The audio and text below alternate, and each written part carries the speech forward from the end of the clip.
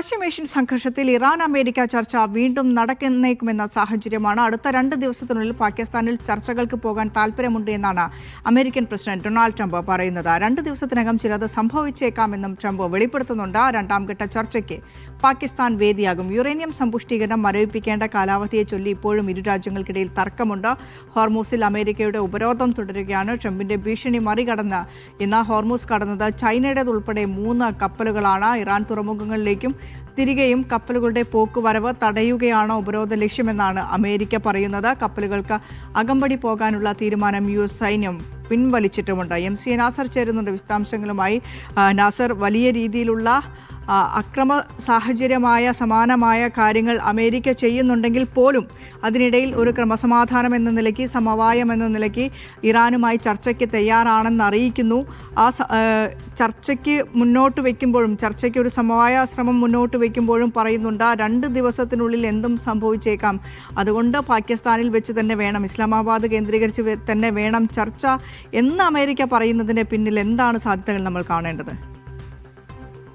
വിനീഷ, എന്തായാലും 2 ദിവസം മുമ്പുള്ള ട്രംപിന്റെ പ്രതികരണമല്ല ഇന്നിപ്പോൾ ഏറ്റവും അവസാനം അദ്ദേഹം നടത്തുന്നത്. കാരണം 2 ദിവസം മുമ്പ് പറഞ്ഞത് ഇറാൻ ഇനി ചർച്ചയ്ക്ക് വന്നാലും വന്നില്ലെങ്കിൽ തന്നെ അത് ബാധിക്കുന്ന പ്രശ്നമല്ല, താൻ തന്റെ സൈനിക ദൗത്യവുമായിട്ട് മുന്നോട്ട് പോകുമെന്നായിരുന്നു. പക്ഷേ ഈ പിന്നിട്ട ഏതാണ്ട് 24 മണിക്കൂർ പിന്നിടുമ്പോൾ ട്രംപ് തന്നെ മാറി ചിന്തിക്കുന്നു എന്നതാണ് അദ്ദേഹത്തിന്റെ ഏറ്റവും അവസാനത്തെ പ്രതികരണം കാണിക്കുന്നത്. കാരണം അടുത്ത 2 ദിവസത്തിനുള്ളിൽ നിർണായകമായ പലതും സംഭവിച്ചേക്കാം.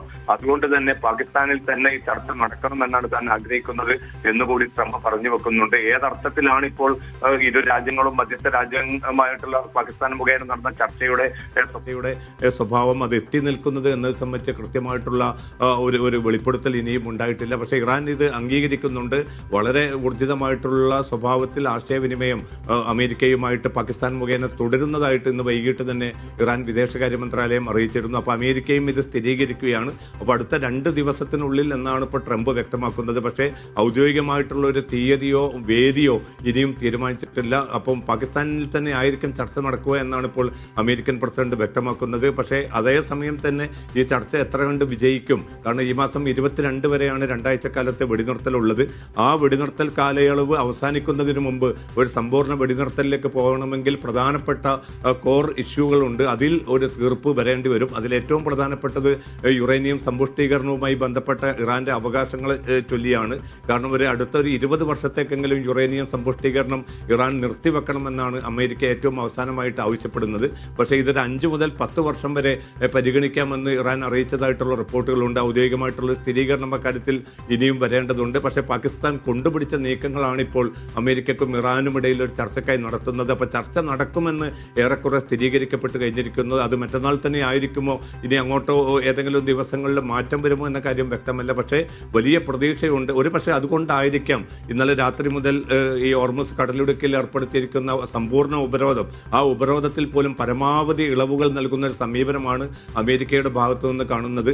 ഏതാണ്ട് ഒരു 10,000-ത്തിലധികം സൈനികരെ അവിടെ നിലയുറപ്പിച്ചിട്ടുണ്ട് അമേരിക്ക. ഹോർമൂസിൽ നിന്ന് കുറെ അകലെയാണെങ്കിൽ പോലും 2 സമുദ്രങ്ങളിലായിട്ടാണ് ഈ 10,000-ത്തിലധികം സൈനികർ നിലയുറപ്പിച്ചിരിക്കുന്നത്. അതോടൊപ്പം തന്നെ 12 യുദ്ധക്കപ്പലുകളുണ്ട്. നിരവധി F-35 പോർവിമാനങ്ങൾ സജ്ജമാക്കി നിർത്തിയിട്ടുണ്ട്. ഇതൊക്കെ ആണെങ്കിൽ പോലും ഇപ്പോൾ ഏറ്റവും അവസാനമായിട്ട് അമേരിക്കൻ ഉദ്യോഗസ്ഥരെ ഉദ്ധരിച്ചുകൊണ്ട് അന്താരാഷ്ട്ര മാധ്യമങ്ങൾ, പ്രധാനമായിട്ടും അമേരിക്കൻ മാധ്യമങ്ങൾ വ്യക്തമാക്കുന്നത് ഇറാൻ തുറമുഖത്തേക്ക് വരികയോ പോവുകയോ ചെയ്യുന്ന കപ്പലുകൾക്ക് നേരെ തൽക്കാലം ആക്രമണം നടത്തേണ്ടതില്ല എന്നൊരു തീർപ്പിലേക്ക് കൂടി അമേരിക്ക എത്തിയിട്ടുണ്ട്. ആകെ പറയുന്നത് ഡ്രോണുകൾ വഹിച്ചുള്ള ഏതെങ്കിലും ഇറാന്റെ ബോട്ടുകൾ വരികയാണെങ്കിൽ ആ ബോട്ടുകൾക്ക് നേരെ മാത്രം ആക്രമണം എന്ന ഒരു വളരെ പരിമിതമായിട്ടുള്ള ഒരു ആക്രമണ രീതിയിലേക്കാണ് ഇപ്പോൾ അമേരിക്ക നീങ്ങുന്നത്.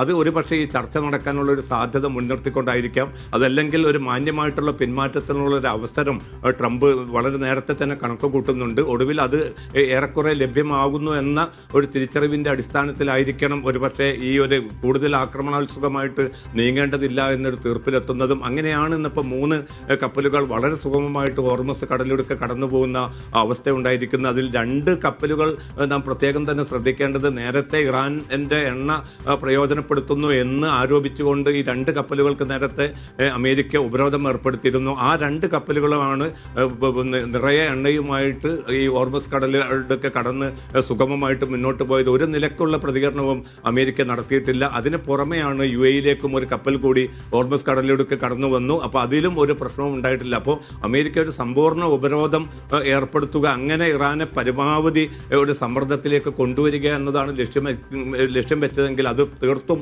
പാളുന്നതിന്റെ ചിത്രമാണ് പിന്നിട്ട് 24 മണിക്കൂറിനുള്ളിൽ കാണുന്നത്. അത് മാത്രമല്ല, ഇറാൻ നേതൃത്വം, ഇറാനിന്റെ ആഭ്യന്തര മന്ത്രാലയം വ്യക്തമാക്കുന്നത് തങ്ങൾക്ക് 8000 കിലോമീറ്റർ ദൈർഘ്യമുള്ള കരയതിർത്തിയുണ്ട്. അതോടൊപ്പം തന്നെ വേറെയും ഹോർമസ് അല്ലാതെ തന്നെ വേറെയും തുറമുഖങ്ങളുണ്ട്.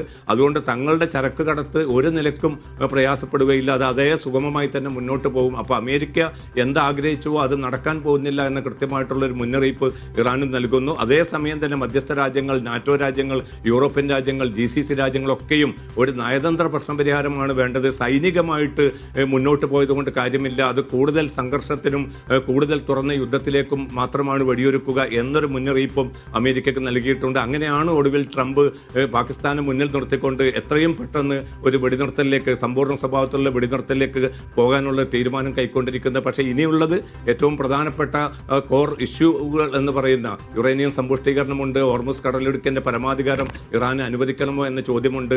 അതോടൊപ്പം തന്നെ നഷ്ടപരിഹാരം ഇറാൻ ആവശ്യപ്പെടുന്നുണ്ട്. അക്കാര്യത്തിൽ ഇനി ഒരിക്കലും ഇറാനെ ആക്രമിക്കുകയില്ല എന്ന രേഖാമൂലമായ ഉറപ്പ് നൽകണം, ഇറാന്റെ പിടിച്ചുവെച്ച സ്വത്തുക്കൾ കൈമാറണം എന്നതുൾപ്പെടെയുള്ള നിരവധി വിഷയങ്ങളിൽ ഇതിൽ പലതും ഏറെക്കുറെ ക്രിയാത്മകമാണ്. അതിലൊക്കെയും താൻ ഒരു തീർപ്പിലെത്തിയെന്ന് നേരത്തെ ട്രംപ് പറഞ്ഞിരുന്നു.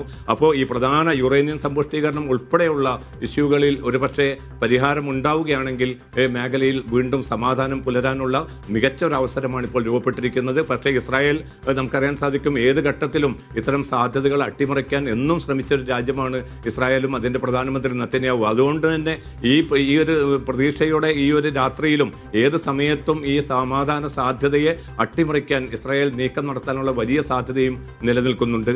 ബിനിഷ.